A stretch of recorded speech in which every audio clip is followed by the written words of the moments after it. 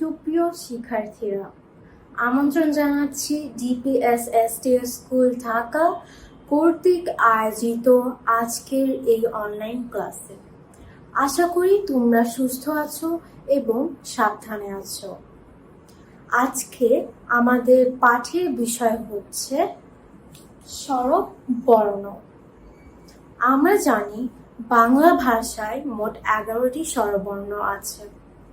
আমরা আজকে জানব যে এই স্বরবর্ণগুলি কিভাবে উচ্চারিত হয় এবং আমরা এগুলো কিভাবে লিখতে পারি। চলো শুরু করি। বাংলা ভাষার প্রথম স্বরবর্ণ হচ্ছে স্বর অ। চলো আমরা এটা লিখি।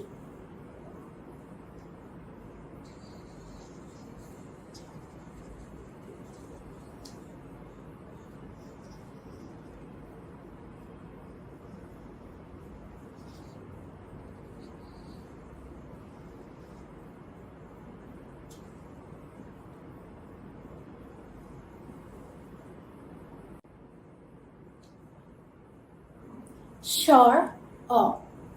আবার বলি, স্বর অ। স্বর অ হচ্ছে বাংলা স্বরবর্ণের প্রথম বর্ণ। স্বর অর পর আসে স্বর আ। চলো আমি এটা তোমাদেরকে লিখে দেখাই।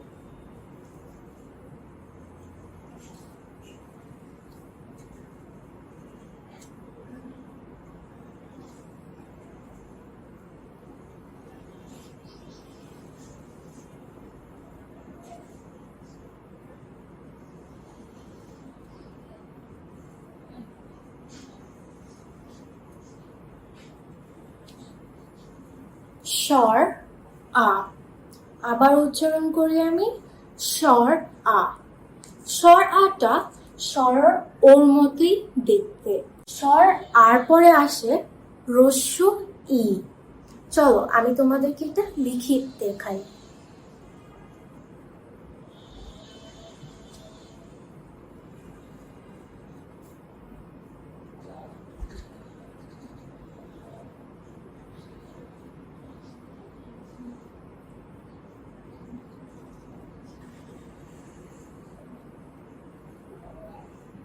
হ্রস্ব ই।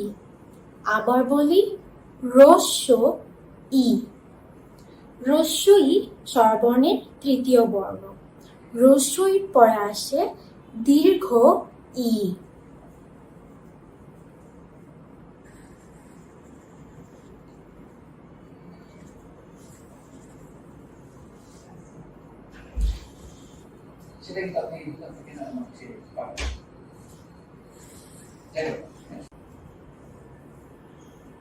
দীর্ঘ ই। আবার উচ্চারণ করি আমি, দীর্ঘ ই। দীর্ঘ ই হচ্ছে স্বরবর্ণের চতুর্থ বর্ণ। দীর্ঘ ইর পরে কি আসে? দীর্ঘ ইর পরে আসে হ্রস্ব উ। চলো তোমাদেরকে আমি এটা লিখে দেখাই।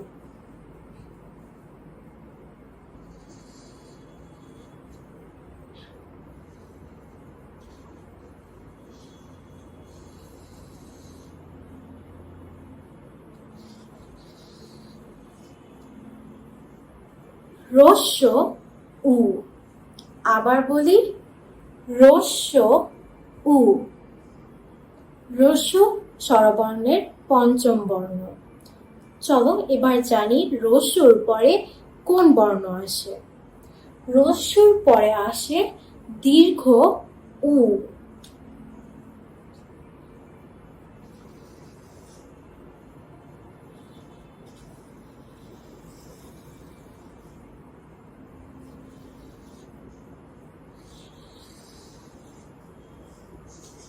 দীর্ঘ উ। আবার বলি, দীর্ঘ উ। দীর্ঘ উটা কিন্তু হ্রস্ব উর মতোই দেখতে।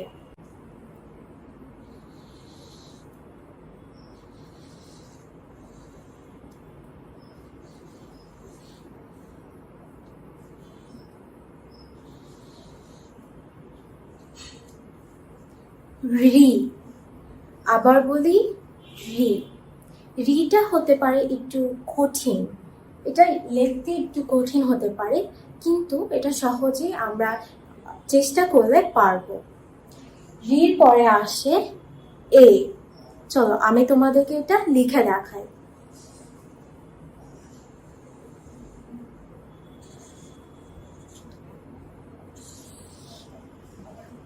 এ। আবার বলি এ।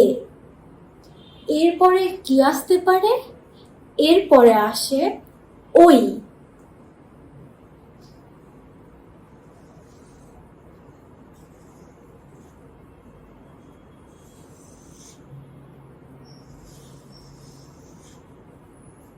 ওই। আবার উচ্চারণ করি আমি, ওই। ওইটা কিন্তু এর মতোই দেখতে। ওই। ওর পরে কি আসতে পারে? ওর পরে আসে ও।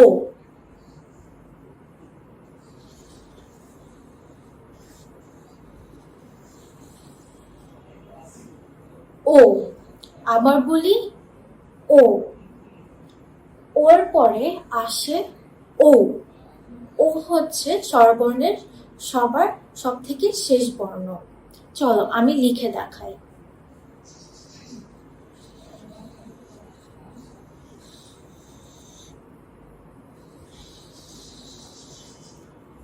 আমরা দেখতে পাচ্ছি যে ওটাও ওর মতো দেখতে।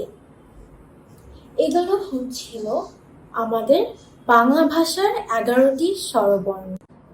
শিক্ষার্থীরা, আমরা জেনে গিয়েছি যে স্বরবর্ণের 11টি বর্ণ কি কি, কিভাবে উচ্চারণ করতে হয় এবং আমরা এগুলো কিভাবে লিখতে পারি।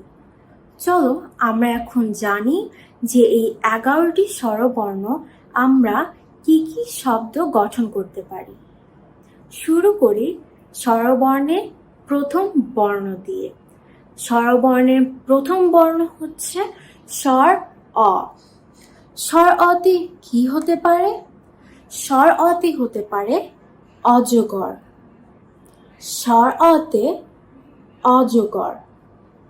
আমরা এই শব্দটি কোন বাক্যে ব্যবহার করতে পারি? আমরা বলতে পারি অজগরটি আসছে তেড়ে। স্বর অর পরে আসে স্বর আ। স্বর আদে আমরা কোন শব্দ তৈরি করতে পারি? স্বর আতে আম। স্বর আতে আম। আম আমরা কোন বাক্যে ব্যবহার করতে পারি? আমরা বলতে পারি আমটি আমি পেড়ে খাবো। তারপরে আসে তৃতীয় বর্ণ, সেটা হচ্ছে রস্য ই। রস্যতে কি বর্ণ হতে পারে? রস্য ইতে হতে পারে ইলিশ। রস্য ইতে ইলিশ। ইলিশ আমরা কোন বাক্যে ব্যবহার করতে পারি? ইলিশ আমরা বলতে পারি ইলিশ ভাজা খেতে ভারী মজা।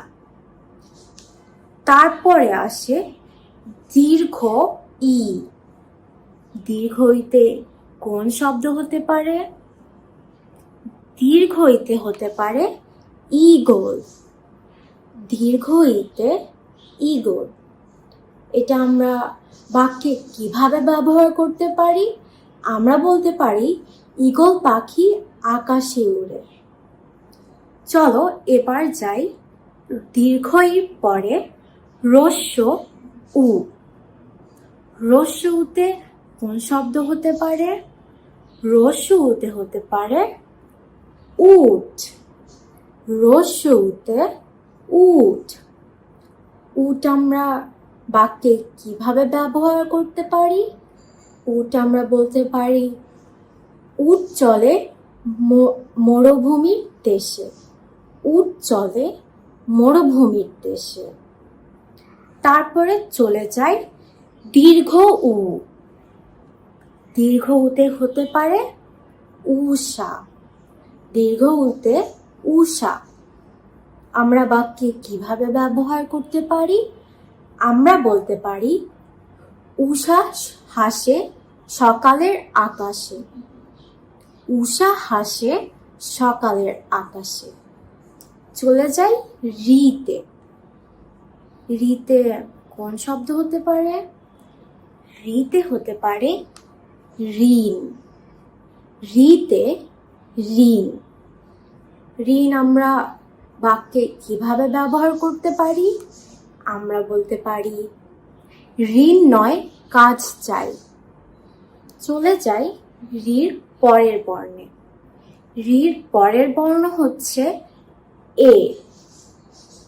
এতে কি হতে পারে? এতে হতে পারে একতারা। এতে একতারা। আমরা বাক্যে কিভাবে ব্যবহার করতে পারি? আমরা বলতে পারি একতারা বাজায় সুরে সুরে। চলে যাই এর পরের বর্ণে। এর পরের বর্ণ হচ্ছে ওই। ওইতে হতে পারে ঐরাবত। ওইতে ঐরাবত। ঐরাবত আমরা বাক্যে কিভাবে ব্যবহার করতে পারবো? আমরা বলতে পারি ঐরাবত চলে ধীরে ধীরে। চলে যাই পরের বর্ণে। পরের বর্ণ হচ্ছে ও। ওতে কোন বর্ণ হতে পারে? ওতে হতে পারে ওজন। ওতে ওজন। ওজন আমরা বাক্যে কিভাবে ব্যবহার করতে পারবো? আমরা বলতে পারি ওজন মাপো সঠিক করে। চলে যাই স্বরবর্ণের শেষ বর্ণে। শেষ বর্ণ কি জানো? শেষ বর্ণ হচ্ছে ও। ওতে কি হতে পারে? ওতে হতে পারে ঔষধ। ওতে ঔষধ। আমরা এটা বাক্যে কিভাবে ব্যবহার করতে পারি? আমরা বলতে পারি অসুস্থ হলে ঔষধ খাও। শিক্ষার্থীরা, আজকের ক্লাস এখানেই শেষ করছি। আবার দেখা হবে পরবর্তী ক্লাসে। সামাজিক দূরত্ব বজায় রাখবে আর সরকারি বিধিনিষেধ মেনে চলবে। আমি ছিলাম নিশাত তামান্না। আশা করছি তোমরা সবাই ভালো আছো। ভালো আছো তো? শুনতে পারলাম না, আরো জোরে বলো। আমরা সবাই ভালো আছি। আমার নাম ওয়াফিকা। আজকে আমি তোমাদেরকে ইংলিশ পড়াবো। আমরা আজকে অ্যালফাবেট শিখবো, ইংলিশ অক্ষর। এই ইংলিশ অ্যালফাবেটের প্রথম অক্ষর হলো এটি, এ। অ্যালফাবেটের মধ্যে এটি হলো বড় হাতের এ এবং এটি হলো ছোট হাতের এ। আমরা সাথে সবাই এখন জোরে বলো এ। শুনতে পারলাম না। এ। আবার বলো এ।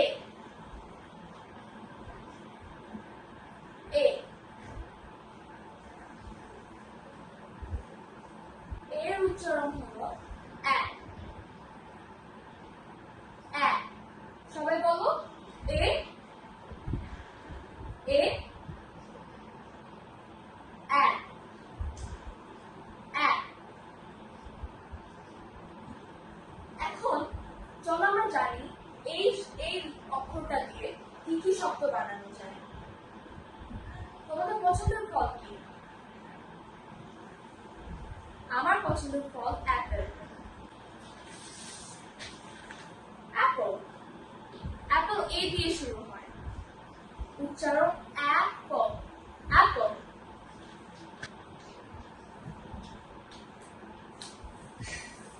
সবাই দেখতে পাচ্ছ? অ্যাপল। তোমাদের এখানে কার কার অ্যাপল পছন্দ? শুরু হয় এ দিয়ে। অ্যাপল। এ, ছোট হাতে এ, অ্যাপল। অ্যাপল। আর কি কি শুরু হতে পারে এ দিয়ে? তোমরা কখনো প্লেন দেখেছো আকাশে উড়ে? ওটাকে আমরা এয়ারপ্লেন রাখবো। এয়ারপ্লেন। এয়ারপ্লেন।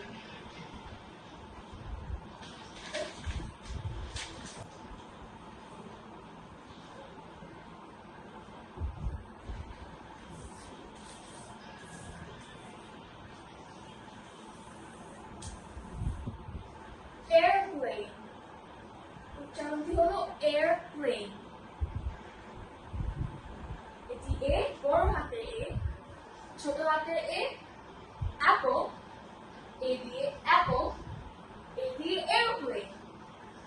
আমার সাথে সবাই বলো এরোপ্লেন। আবার এরোপ্লেন, উচ্চারণ এয়ারপ্লেন। অ্যাপল, সবাই আমার সাথে বলো জোরে অ্যাপল, এরোপ্লেন। Very good. তোমরা কোনো পিঁপড়ে দেখেছো? পিঁপড়ে, ছোট ছোট পিঁপড়ে, কোথাও যদি তোমরা কোনো মিষ্টি খাবার খাইয়ে দাও তখন ওরা সবাই একত্র হয়ে এসে খাবারটা নিয়ে যায়। ওটা ইংলিশে ওদেরকে ডাকে অ্যান্ট। এই দিয়ে শুরু হয় অ্যান্ট, অ্যান্ট।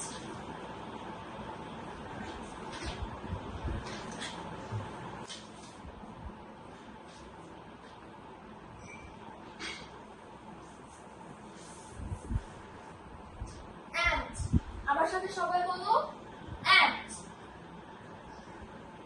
অ্যান্ট। পিঁপড়ে অ্যান্ট। আবার বলো অ্যান্ট। এটা কি? অ্যাপল। আবার বলো অ্যাপল। এটা কি? এয়ারপ্লেন, এয়ারপ্লেন, আকাশে উড়ে এয়ারপ্লেন। এ কি? এ, আবার বলো এ। সবাই একসাথে বলো তো এয়ারপ্লেন, জোরে এয়ারপ্লেন, এয়ারপ্লেন। Apple, ant. আরো জোরে অ্যান্ট, অ্যান্ট, অ্যান্ট। সবাই একসাথে বলো অ্যান্ট।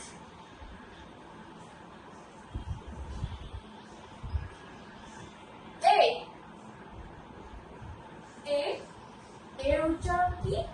এক, এক। এই কি কিরকম সাউন্ড বানায়? এক, এক। Airplane, airplane. Apple, Apple, ant, ant. Very good. এটা কি কে বলতে পারবে? যখন কাউকে হাসপাতালে নিয়ে যেতে হয় তখন এই গাড়িটা ব্যবহার করা হয়। এটাকে আমরা বলি অ্যাম্বুলেন্স, অ্যাম্বুলেন্স। এটাকে আমরা অ্যাম্বুলেন্স বলি।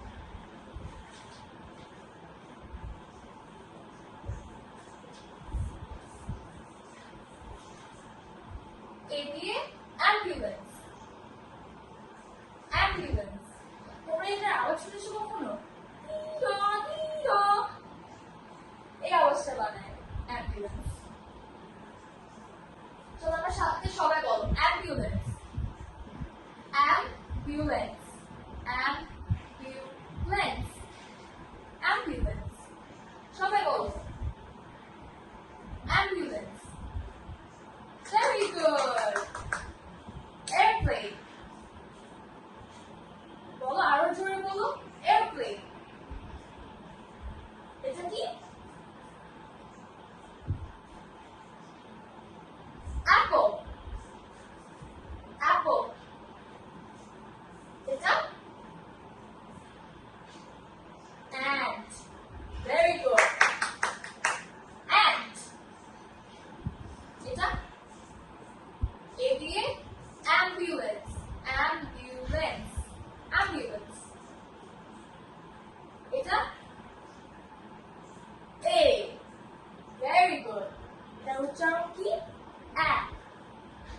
এ, এটার সাউন্ড এক, এক। বড় হাতের এ, ছোট হাতের এ। সবাই আমি এখন তোমাদেরকে একটা একটা করে ছবি দেখাবো, তোমরা বলবে আমাকে কোনটা কি। ওকে? এটা very good, that's right. Airplane.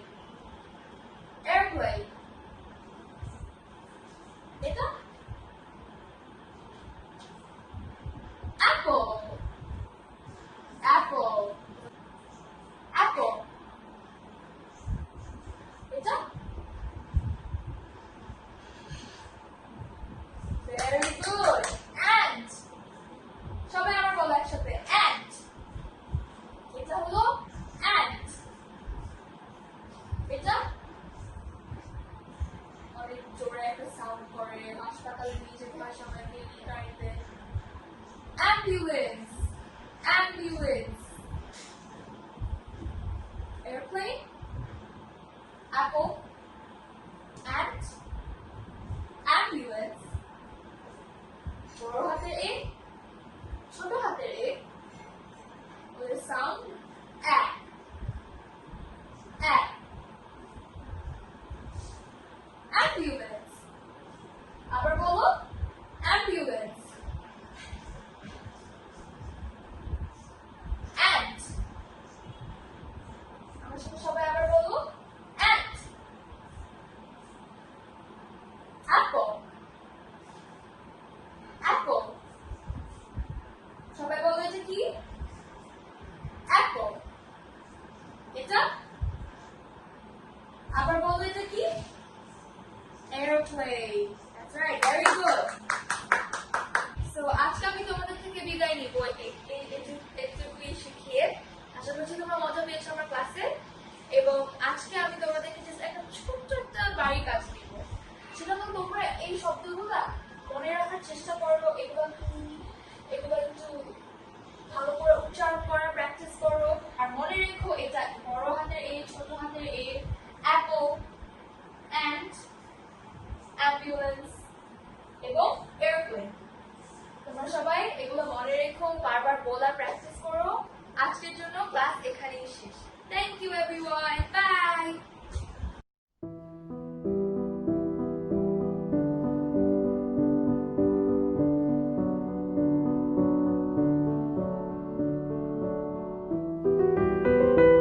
প্রিয় শিক্ষার্থী বন্ধুরা, আশা করি তোমরা সবাই সুস্থ আছো, ভালো আছো। আমি মোহাম্মদ ফারহান সিদ্দিকী আজকে তোমাদের সাথে গণিতের কিছু গুরুত্বপূর্ণ এবং প্রাথমিক বিষয় নিয়ে আলোচনা করব। এই বিষয়ের উপর তোমাদের যদি স্পষ্ট ধারণা থাকে তাহলে তোমরা গণিতের অঙ্কগুলি খুবই সহজেই বুঝে বুঝে করে ফেলতে পারবে। তো চলো শুরু করি। আমরা ছোটবেলায় সবাই গণিতে 0 থেকে 9 পর্যন্ত এই 10টি অঙ্ক লেখা শিখেছি। আসলে আমরা গণিতে এই মোট 10টি অঙ্কই ব্যবহার করে থাকি, এর বাইরে আমরা কোনো অঙ্ক ব্যবহার করি না। কেউ যদি কোনো অন্য সংখ্যা লিখতে চায়, আসলে এই মোট 10টি অঙ্কই বিভিন্নভাবে ব্যবহার করে যে কোনো সংখ্যা লেখা হয়। যেহেতু এই মোট 10টি অঙ্ক আমরা ব্যবহার করে থাকি, এই জন্য আমরা আমাদের ব্যবহৃত সংখ্যা পদ্ধতিকে বলে থাকি দশমিক কিংবা 10 ভিত্তিক সংখ্যা ব্যবস্থা। এখন কেউ যদি 9 থেকে বড় সংখ্যা লিখতে চায়, তাহলে এই 9 বদলে 9টা হয়ে যাচ্ছে 0, এবং এখানে তো খালি 0 লিখলেই হবে না, এর কারণ 0 এখানে একবার আছে। এই জন্য এর সাথে আমরা দশক স্থানের অঙ্ক হিসাবে এই 1টাকে এখানে লিখি, এবং এই দশক স্থানে এখন এর পরে এই 10-এর পরে এই দশক স্থানে সব একই হবে, এবং এই একক স্থানের অঙ্কগুলো এই 0 থেকে আবার 9 পর্যন্ত আমরা এভাবে লিখে যাব, এবং এই একক স্থানে এরকম করে চলতে থাকবে এই 19 পর্যন্ত। এইবার আসলে আমরা যে এখানে 1 আর 2 12 লিখছি, আসলে এই যে আমরা দশক স্থানের যে অঙ্কটা আছে 1, এইটা আসলে মানে হচ্ছে এই 1-এর মানেটা আসলে 10, কারণ এটা আমরা দশক স্থানে লিখেছি। আর এখানে যে 2টা আছে, এটা আসলে একক স্থানে যেতে এটা 2 2 থাকবে, তার মানে আসলে এটা 10 প্লাস 2, তার মানে 12। এবং যখন আমরা এখানে 10 থেকে 19 পর্যন্ত লিখলাম, আবার আমরা সেই 9 জায়গায় সেটাকে শূন্যতে রূপান্তরিত করে দিব এবং এই দশক স্থানে এখন এই 1 বদলে আমরা লিখছি 2 এবং এইভাবেই এখন আমরা চালিয়ে যাব এবং বিভিন্ন সংখ্যা আমরা এভাবেই তৈরি করি। আমরা সংখ্যা রেখার মাধ্যমে খুব সহজেই যোগ বিয়োগ করে ফেলতে পারি। এখন আমরা যোগ বিয়োগ করার আগে আসো সংখ্যা রেখার সাথে পরিচিত হয়ে নিই। সংখ্যা রেখাটা আসলে কি?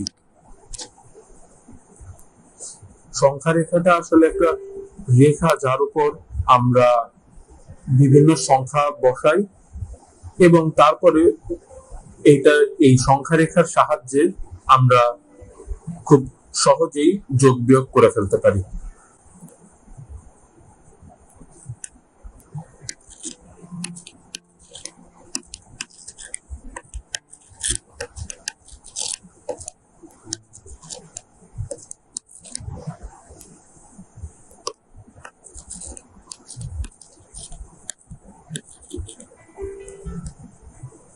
এখানে একটি সংখ্যা রেখা আছে, আমি এখানে 0 থেকে 8 পর্যন্ত লিখেছি। এখন যদি আমাদের কেউ বলে যে 3 যোগ 4 এই যোগের উত্তর বের করতে যদি কেউ এখন আমাদের বলে, তাহলে প্রথমে আছে আমাদের 3, তার মানে এই সংখ্যা রেখায় প্রথমে আমরা 3-এ যাব।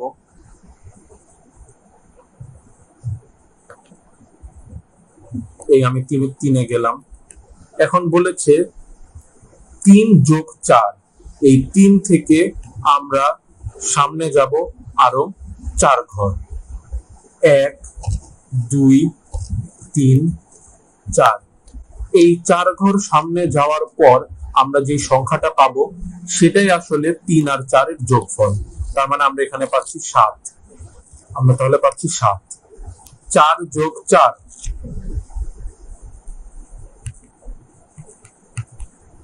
তাহলে আসলে আমরা প্রথমে যাব 4-এ, আরো 4 ঘর সামনে যাব, কারণ এখানে বলা আছে 4 যোগ 4, তার মানে প্রথমে 4-এ যাব, তারপরে আরো 4 ঘর সামনে যাব, 1 2 3 4। যে সংখ্যাটি পাচ্ছি সেটাই আসলে 4 আর 4 এর যোগফল। এবার যদি একটু বড় সংখ্যা দেওয়া থাকে, যেমন 17 যোগ 23, তাহলে কিন্তু আমরা একটু বুদ্ধি খাটিয়ে এটা করে ফেলতে পারবো।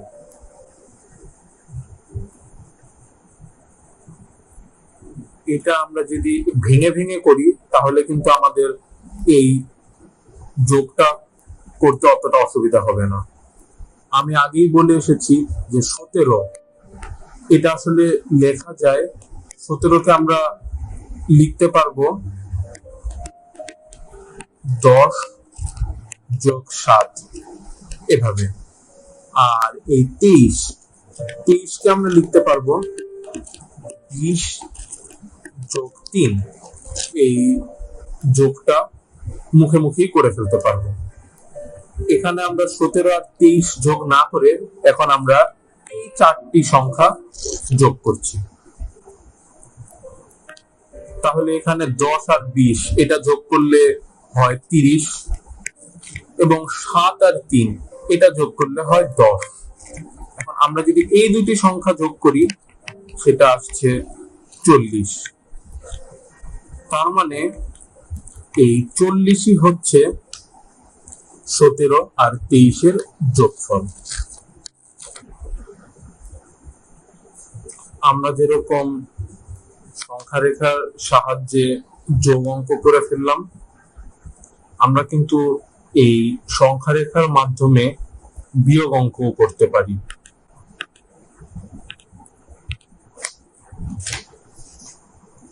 যেমন এখানে একটি সংখ্যা রেখা আছে, এখন কেউ আমাদের বলল 8 বিয়োগ 3 এই বিয়োগের উত্তর বের করতে। তাহলে প্রথমে আমরা যাব সংখ্যা রেখায়। ৮ কোথায় আছে সেখানে ৮ আছে এখানে, তাহলে আমরা ৮-এ গেলাম। এখন বলেছে ৮-৩, তার মানে এখন আমরা যোগের মতো সামনে না গিয়ে আমরা এখন পিছনে যাব। কয় ঘর পিছনে যাব? ৩ ঘর পিছনে যাব, কারণ দেওয়া আছে ৮-৩, ১ ২ ৩। তাহলে আমরা যে সংখ্যাটা পেলাম সেটাই আসলে ৮ আর ৩-এর বিয়োগফল, যেটা ৫। ৭-৬ এটা বের করতে, তাহলে আমরা জানি প্রথমে আমরা যাব ৭-এ।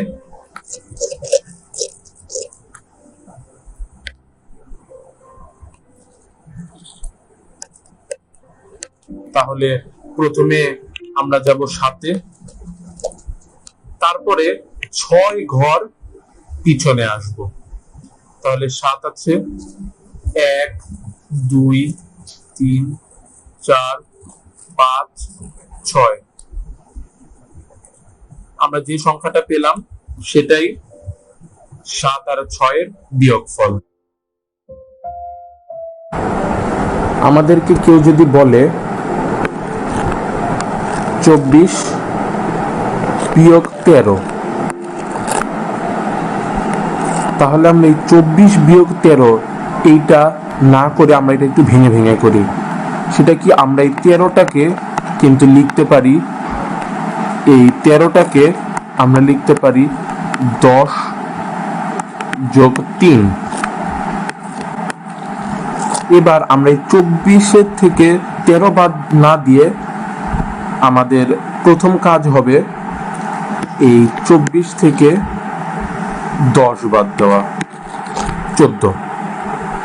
এখানে আরো ৩ তো বাদ দেওয়া বাকি আছে, তো এই ১৪ থেকে এখন আমরা এই ৩টা বাদ দিয়ে দিব, পেয়ে যাচ্ছি ১১। তাহলে এই ১১টাই আসলে এই ২৪ আর ১৩-র বিয়োগফল। এবার আমরা দেখব আমরা কিভাবে কোনো দুটি সংখ্যাকে গুণ করতে পারি। যখন কেউ আমাদের বলছে যে ৩x4, বারবার যোগ করাকে আমরা বলছি গুণন। তাহলে আমরা ৩x4 এটা করার আগে আমরা একটু দেখে আসি যে আমরা যখন যোগ করি ২+২+২+২, ধরা যাক আমরা এখানে ৫ বার ২ যোগ করছি। তো এখানে আসলে ৫ বার ২ যোগ করলে আমাদের উত্তরটা কত আসবে? ৫ বার আমরা যদি ২ যোগ করি তাহলে এখানে উত্তর আসছে ১০। এই যে আমরা এখানে ৫ বার ২ যোগ করছি, এই একসাথে অনেকবার যোগ করাকে আমরা আসলে বলছি গুণ। তার মানে এখানে এতবার ২ না লিখে আমরা এইটাকেই, এই ২+২+২+২+২ এটাকেই লিখতে পারি ২x৫। তার মানে আসলে ২টাকে ৫ বার যোগ করছি। অথবা আমরা এটাকে উল্টা ভাবেও বলতে পারি যে আসলে ৫টাকে আমরা ২ বার যোগ করছি। ৫কে যদি আমরা ২ বার যোগ করি তাহলেও কিন্তু আমরা ১০ পাচ্ছি, আবার ২কে ৫ বার যোগ করলেও আমরা এখানে ১০ পাচ্ছি। এখান থেকে আমরা সেটা বুঝতে পারলাম যে ৩x4 এটা আসলে মানে কি? এটা আসলে মানে হচ্ছে ৩+৩+৩+৩। আসলে ৩টাকে ৪ বার যোগ করব, অথবা আমরা এভাবে বলতে পারি যে ৪টাকে ৩ বার যোগ করব, উত্তর আমাদের একই আসবে। উত্তর আসলে ১২। আমরা এভাবেই আসলে সাধারণত কোনো দুটি সংখ্যা গুণ করে থাকি। সবাইকে অনেক ধন্যবাদ।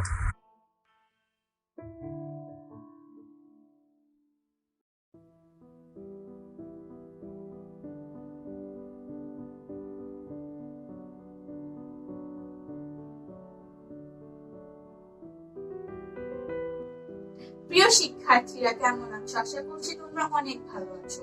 তো আজকে আমাদের শিক্ষার বিষয় হচ্ছে বিজ্ঞান। তো শুরু করার আগে একটু জেনে নেই বিজ্ঞান জিনিসটা আসলে কি। আমাদের যে এই পৃথিবীটা, এটা রহস্য ভরা এবং রহস্যময়।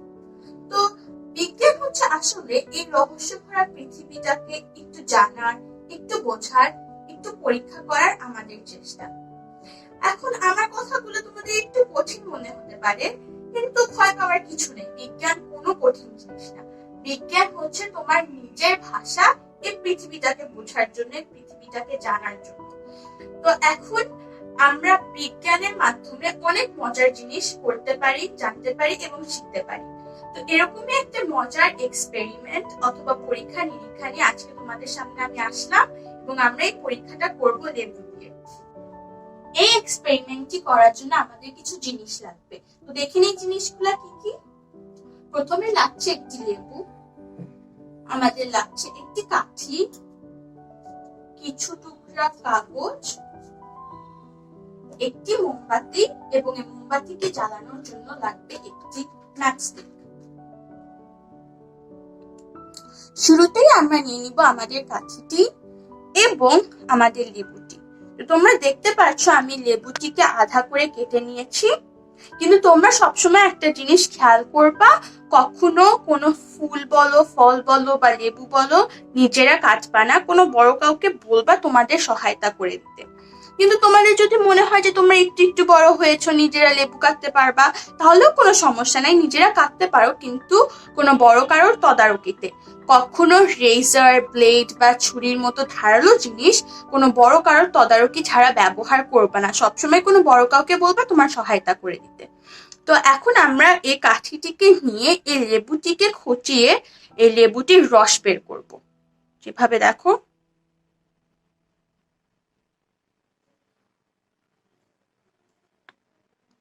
যখন আমার মনে হবে যে লেবু কাঠিটির এখানে আমার একটু লেবুর রস এসে গিয়েছে, তখন আমি এটাকে নিব এবং আমার কাগজের উপরে আমি কিছু লিখব। তো যেরকম কলম বা পেন্সিল দিয়ে লিখো, ঠিক তেমনি ভাবে মনে করো যে এই লেবুর রসটা হচ্ছে কালি, এবং তুমি এই কাঠি দিয়ে কিছু একটা জিনিস এই কাগজে লিখবা। তো দেখি তো কি লেখা যায় এখানে।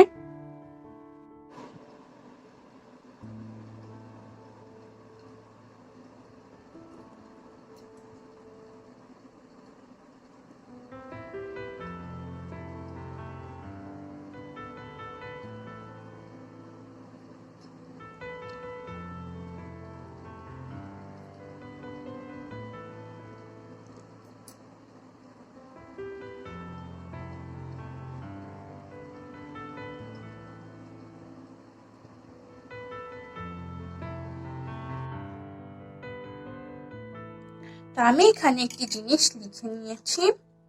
তো এখন মজার জিনিসটা শুরু করি। যে মোমবাতিটি ছিল আমি ওটাকে জ্বালিয়ে নিয়েছি। এখন আমি এই কাগজটাকে খুব সাবধানে মোমবাতির উপরে রাখবো, এমন ভাবে যাতে এটা তাপ পায় কিন্তু আগুনের বেশি কাছে না যায়, কারণ আগুনের বেশি কাছে গেলে কাগজটা কিন্তু পুড়ে যাবে। আমরা আর একটু খেয়াল রাখবো যাতে আমাদের হাতও আগুনের বেশি কাছে না যায়, কারণ তাহলে কিন্তু আমাদের হাতও পুড়ে যাবে। এবং আগুন নিয়ে কোনো এক্সপেরিমেন্ট বা কিছু করার সময় সব সময় কোনো বড় কারো তদারকিতে করবে।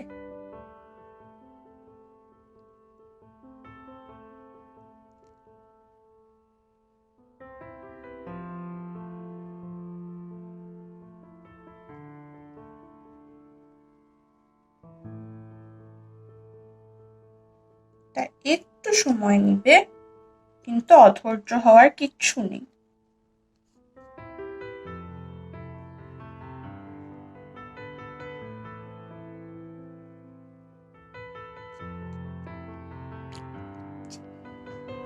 যে তোমরা দেখতে পাচ্ছ একটু কিছু দেখা যাচ্ছে। আমরা খেয়াল রাখবো যাতে যে কোনো একটা জায়গায় বেশি তাপ না যায়, তাহলে কিন্তু কাগজটি পুড়ে যাবে।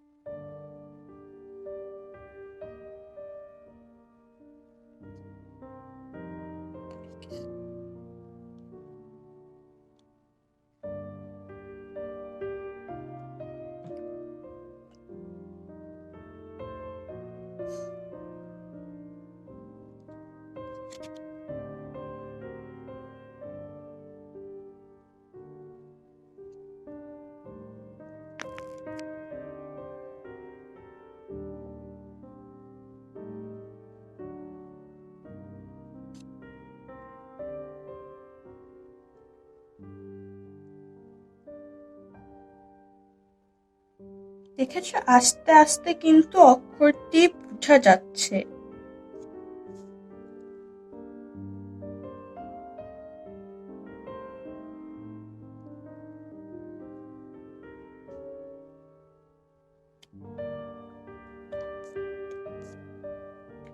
এই যে, বলতো এখানে কি লেখা? এখানে লেখা হচ্ছে বিজ্ঞান। বয়রসি নিয়গয় আকার দন্তন্য বিজ্ঞান। দেখলা কত মজার ছিল না জিনিসটা? কিভাবে তুমি কোনো গোপন তথ্য এভাবে তোমার বন্ধুকে পাঠাতে পারবে? কি অবাক এবং মজার বিষয় না এই বিজ্ঞানটি? আশা করছি আজকের এই এক্সপেরিমেন্টটা তোমাদের ভালো লেগেছে। আগামী সপ্তাহ অন্য আরেকটি মজার বিজ্ঞানের বিষয়ে আলোচনা করতে উপস্থিত হব। আজকে এখানেই বিদায় নিচ্ছি। ধন্যবাদ। তোমাদের সবাইকে শুভেচ্ছা জানিয়ে আমি আজকে আমার পাঠটি শুরু করছি। আমার নাম ফায়জা এহসান। আমি বাংলাদেশে দিল্লি পাবলিক স্কুলেরই একজন ১০ম শ্রেণীর ছাত্রী। আজ পুরো বিশ্বে করোনা ভাইরাস নামে একটি ভাইরাস ছড়িয়ে গিয়েছে এবং এই ভাইরাসের কারণে পুরো বিশ্বের সব স্কুল, বিশ্ববিদ্যালয় সবকিছুই বন্ধ। আমরা কেউ কোনো স্কুলে যেতে পারছি না। আমিও বাসায় বসে আছি। তবে স্কুল বন্ধ থাকা মানে এটিই নয় যে আমরা অন্য কোথা থেকে জ্ঞান পেতে পারবো না। আজ আমি তোমাদের কোনো মুখস্থ বিজ্ঞান পড়াতে আসি নাই, কোনো বই থেকে কোনো কোনো পড়াশোনা পড়াতে আসি নাই। আজ আমি তোমাদের সাথে একটি গল্প বলতে এসেছি। আশা করি তোমাদের এই গল্পটা ভালো লাগবে, কেননা এই গল্পটি তোমাদের নিয়ে। তোমরা যে দেশে এখন আছো ওই দেশটি নিয়ে এই গল্পটা। তো আমি এখন শুরু করি। আশা করি তোমরা মজা নিয়ে গল্পটি শুনবে। তোমাদের সামনে একটি বড় গোল পৃথিবী দেখছো না? তোমরা কি জানতে তোমরাও যে এই পৃথিবীর একটি অংশ? আমি, তোমরা, আমরা সবাই এই পৃথিবীর একটি ছোট অংশে বসবাস করি এবং আজ আমি ওই ছোট অংশেরই একটি গল্প তোমাদেরকে বলবো। আমি আজ যে দেশটির কথা বলছি ওই ছোট দেশটির লক্ষ লক্ষ মানুষ সবাই বাংলায় কথা বলে এবং এই জন্যই দেশটির নাম হয়েছে বাংলাদেশ, কেননা এই দেশটি বাংলার দেশ। এবং আজ আমি এই বাংলাদেশ নিয়ে তোমাদের অনেক রহস্য বলবো। একটি দেশের পরিচয় শুধু তার মানুষ দিয়েই হয় না, শুধু পশু পাখি দিয়েও হয় না। একটি দেশের পরিচয় তার পতাকা দিয়েও দেওয়া যায়। তোমাদের সামনে যে চারকোনা কাপড়টি দেখছো না, ওই কাপড়টি বাংলাদেশের পতাকা, আমাদের পতাকা। তোমরা নিশ্চয়ই বিজয় দিবস, মাতৃভাষা দিবস, স্বাধীনতা দিবস এরকম অনেক দিবসের সময় রাস্তায় রাস্তায় দেখেছো যে এরকম রঙের পতাকা বিক্রি হচ্ছে। সবাই কিনে এই পতাকা। কয়েকজন তাদের গাড়ির উপরে লাগায়, কয়েকজন তাদের বাড়ির উপরে লাগায়। কখনো ভেবে দেখেছো এই পতাকাটার গুরুত্ব কেন এত? কেন সবাই এটি কিনে সব জায়গায় লাগায়? আজ আমি তোমাদের বলবো এই পতাকার মূল্য কি। সবুজের দেশ বাংলাদেশ। কখনো কি কারোর মুখ থেকে এটা শুনেছ? না শুনলেও তোমাদের চারপাশে একটু তাকিয়ে দেখো। গাছপালা এসব দিয়েই ভরা আমাদের দেশ। অনেক অনেক মাঠের উপরে অনেক অনেক সবুজ ঘাস। এইসবের জন্যই আমাদের দেশকে বলা হয় সবুজের দেশ বাংলাদেশ। এই সবুজটাকেই দেখানোর জন্য, প্রকাশ করার জন্য আমাদের পতাকার চারকোনা সবুজটা, হ্যাঁ, ওই সবুজটা আমাদের সবুজ দেশকেই প্রকাশ করে। তোমাদের মনে নিশ্চয় এখন আরেকটি প্রশ্ন উঠছে যে বুঝলাম চারকোনার সবুজটি আমাদের গাছপালা দেখায়, তবে মাঝখানের লালটি কেন? ওই মাঝখানের লালটির মানেটা কি? তবে তোমাদের আগে বলি যে আমাদের যে এই দেশটি, আমাদের বাংলাদেশটি সবসময় বাংলাদেশ ছিল না। যদিও আমাদের সবার মনে চিরকাল ধরেই এই দেশটি বাংলাদেশ, তবে অনেক আগে পুরো পৃথিবী মেনে নিত চেতনা যে এই দেশটির নাম যে বাংলাদেশ। পুরো পৃথিবী ভাবত যে এই দেশটি তাদের। এই দেশটি তাদের থেকে কেড়ে নেওয়ার জন্য, আমাদের নিজের বাংলাদেশ গড়ে তোলার জন্য এই দেশের অনেক বাঙালিকেই প্রাণ ত্যাগ দিতে হয়েছে। এবং ওই প্রাণ ত্যাগের এবং ওই রক্ত ত্যাগের প্রকাশ দেওয়ার জন্যই আমাদের পতাকার লালটি। এখন পতাকার কথা তো বলে ফেললাম, তো চলো এখন চলে যাই এই দেশের গাছপালার দিকে। এই যে তোমাদের সামনে একটি বড় গাছ দেখছো না, এই গাছটারও অনেক মূল্য। জানো কেন? এই যে গাছে ঝুলে ঝুলে যে অনেকগুলো ফল দেখছো না বড় বড়, এই ফলটা আমাদের দেশের জাতীয় ফল। ফলটার নাম কি তোমরা জানো? ফলটার নাম কাঁঠাল। তোমরা কি জানো এই ফলটি কেন আমাদের জাতীয় ফল? বাংলাদেশে তো আরো কত ফল হয়, আম, জাম, লিচু। এরকমও হতে পারে যে তোমরা বোধহয় আম আমাদের জাতীয় ফল থেকে বেশি পছন্দ করো।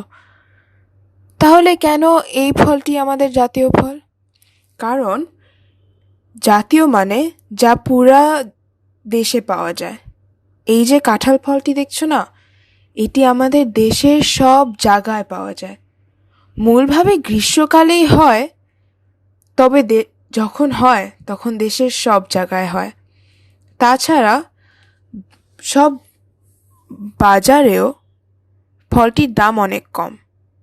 তো পুরা দেশে সবাই আছে তারা সবাই এই ফলটি খেতে পারে। না কিনে খেলেও এই গাছটিও অনেক সহজেই পাওয়া যায়। এজন্য ওই গাছ থেকে পেরেও কাঁঠাল খাওয়ার মজাটাই আলাদা। এই জন্যই এই ফলটি আমাদের জাতীয় ফল।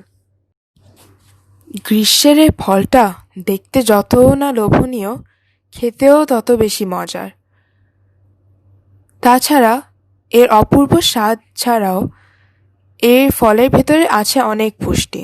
হ্যাঁ, তোমরা এটাও বলতে পারো যে সবাই তো বলে সব ফল, সব সবজিতেই পুষ্টি আছে, তবে ওই সব ফল থেকে বেশি পুষ্টি হচ্ছে এই কাঁঠালে। এটা খেয়ে একটি মানুষ অনেক শক্তিশালী হয়ে যেতে পারে। আমি জানি আমি একটু আগে তোমাদের বলেছি যে বাংলাদেশকে সবুজের দেশ বাংলাদেশও বলা হয়, তবে তোমরা কি জানতে যে এই দেশটির আরেকটি নামও আছে? নামটি হলো নদীমাতৃক দেশ বাংলাদেশ। কেননা তোমরা যেখানেই যাও, বাংলাদেশের যে কোনায় যাও, সব জায়গায় নদী আছে। এ দেশ ভরা নদী, যমুনা, পদ্মা, মেঘনা সবই তো নদী। এই জন্য এখন চলো গাছের দেশ থেকে বের হয়ে আমরা নদীর দেশে গিয়ে ঢুকি। ছোটবেলার থেকে তো আমরা সবাই শুনে আসছি যে বাগানে বাগানে গাছে সব জায়গায় ফুল হয়, সুন্দর সুন্দর ভালো গন্ধের ফুল। তবে তোমরা কি জানতে যে পানিতেও যে ফুল হতে পারে? নদী, নালা সব জায়গাতেই ফুল হতে পারে। ওই পানির একটি ফুলের নামই হলো শাপলা, এবং সাদা রঙের শাপলা হলো বাংলাদেশের জাতীয় ফুল। কাঁঠালের মতো এই ফুলটিও দেশের সব কোণায় পাওয়া যায়, সব নদী নালায় থাকে। তবে জানো এই ফুলটি কেন আমাদের জাতীয় ফুল? এই ফুলটির যে সাদা রঙটা আছে ওটি হচ্ছে বাংলাদেশের শুদ্ধতার প্রকাশ দেয়। এই জন্যই এই ফুলটি হলো আমাদের জাতীয় ফুল। আমাদের দেশের পানির ওপরে শাপলা, তবে ভেতরে জানো কি আছে?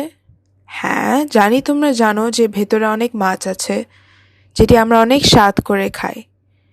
তবে ওই সব মাছের মধ্যে একটি সেরা মাছ আছে, এবং ওই মাছটি আমাদের জাতীয় মাছ।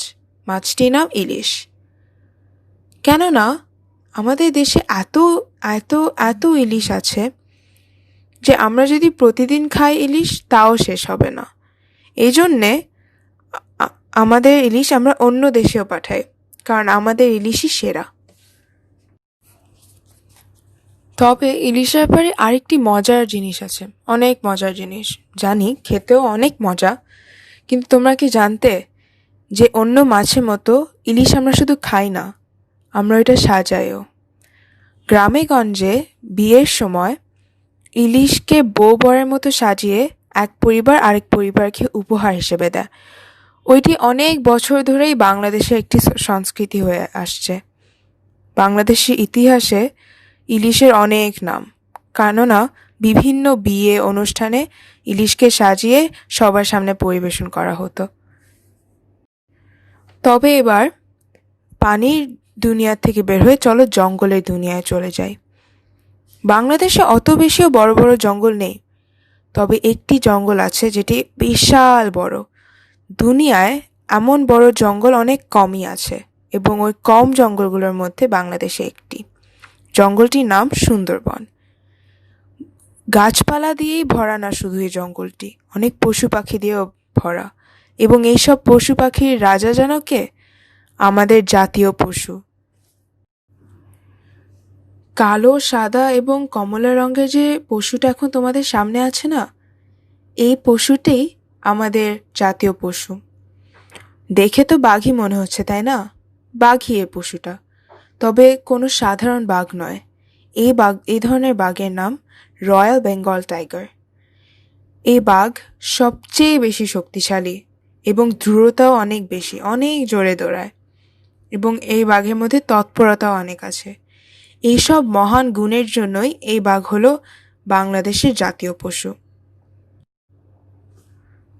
তোমরা সবাই এখন যেখানেই আছো, একটু উপরে আকাশে তাকিয়ে দেখো তো, তোমাদের আশেপাশে কি কোনো পাখি আছে? জঙ্গল হোক, পানি হোক, সব জায়গায় কি আছে? আকাশ। এবং ওই আকাশে সারাক্ষণ কোনো না কোনো পাখি উঠতেই থাকে, দল বেঁধে হোক বা একাই হোক। গাছের চিপায় চিপায় অনেক পাখি লুকিয়ে থাকে। এবং তোমরা তো দেখতেই পারছো যে এখন পর্যন্ত আমাদের জাতীয় যাই আছে সবই সেরা। তবে তোমরা কি জানো যে সব পাখির মধ্যে সেরা কোনটি? গাছের চিকন ডানার উপরে দাঁড়ানো এই পাখিটি হলো আমাদের জাতীয় পাখি। সাদা কালো রঙের এই পাখিটির নাম হলো দোয়েল। দেখতে যত না ছোট, আসল জীবনে এর থেকে আরও বেশি ছোট পাখিটি। এই জন্য ছোট হওয়ার কারণেই বোধহয় পাখিটির অনেক সরম। তোমরা দেখবে যদি তোমরা দোয়েলের আশেপাশে যাও, দোয়েল কাউকে দেখলেই কোনো না কোনো পাতার পিছে লুকিয়ে যাবে বা উড়েই চলে যাবে। তবে এক সময় দোয়েল কোনো ভয় পায় না, কারোর থেকেও ভয় পায় না। জানো কখন? যখন তারা গান খায়। যখন তারা গান গায় তখন তারা মন খুলে কারোর থেকে ভয় না পেয়ে গান গায়। এই জন্যই তাদের গানে অনেক সুর, তাদের গান শুনতে অনেক সুন্দর। পুরো বাংলাদেশে একটি জিনিস আছে যেটা করতে সবারই ভালো লাগে, এবং সেই জিনিসটি হলো খেলাধুলা। চোখের সামনে কাপড় বেঁধে কানামাছির থেকে শুরু করে রাস্তার থেকে পাথর উঠিয়ে এক্কা দোক্কা, অনেক ধরনের খেলাই আছে বাংলাদেশে। এবং ছোটবেলা থেকে বড়বেলা পর্যন্ত সবাই ওই খেলা খেলতে পছন্দ করে। না খেলতে পছন্দ করলেও দেখতে তো সবাই পছন্দ করে। তবে এই সব খেলাধুলার মধ্যে থেকে একটি খেলা আছে যেটি হলো বাংলাদেশের জাতীয় খেলা। তোমরা কি কেউ জানো এই খেলাটা কি, বা তোমরা কি এই খেলাটা কখনো খেলেছ? বাংলাদেশের জাতীয় খেলার নাম কাবাডি। যদিও ইংরেজরা এই খেলাটাকে হাডুডুও ডাকে, বাংলাদেশের সব জায়গায় এই খেলাটাকে কাবাডি ডাকা হয়। দুই দলের মাঝখানে এই খেলাটার পুরোটা সময়ে টান টান উত্তেজনা থাকে। কোন দলের কে কোন দাগের ওই পারে গিয়ে আটকিয়ে যাবে, কোন দলের কে অন্য দলের একজনকে আটকিয়ে রাখতে পারবে, এইসব নিয়ে এই খেলাটা। এইসব এইসবের জন্য খেলাটায় অনেক উত্তেজনা থাকে। কোন দল জিতবে কোন দল হারবে এটা কেউ কখনো জানে না।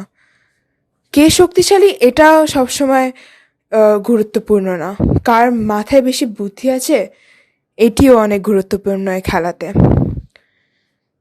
এই উত্তেজনার জন্যই খেলাটা সবার কাছে অনেক মজার লাগে। আমি কখনো শুনিনি যে পুরো একটি কাবাডির খেলা দেখে কেউ ঘুমিয়ে গিয়েছে। অনেক খেলা দেখেই কিন্তু মানুষ ঘুমিয়ে যায়, তবে কাবাডির মতো উত্তেজনার খেলায় কেউ কখনো ঘুমাতে পারবে না। অনেক মজা নিয়েই খেলাটা দেখা হয়। এই জন্যই এই খেলাটা গ্রামে গঞ্জে শহরেও খেলা হয়, দেশ বিদেশেও এই খেলাটা খেলা হয়। তবে এই খেলাটা শুরু হয়েছে আমাদের দেশ বাংলাদেশ থেকে, এবং এজন্যই এটি আমাদের জাতীয় খেলা। আজ আর নয়, আশা করি আজকের গল্পটি তোমাদের ভালো লেগেছে। আজকের গল্পে জাতীয় ফুল ফল পশু পাখি জেনেও তোমাদের অনেক মজা লেগেছে। তবে দুঃখের বিষয় এটা যে আজকের জন্য এটাই বাস, কারণ আমি এখনো জাতীয় ফল ফুল তো জানি না। যা জানতাম আজকে এই গল্পের দ্বারাই তোমাদের বলে দিয়েছি। আশা করি এইসব তোমাদের মনে থাকবে, আশা করি আমি তোমাদের মনে থাকবো। এজন্য এখনের জন্য খোদা হাফেজ, টাটা।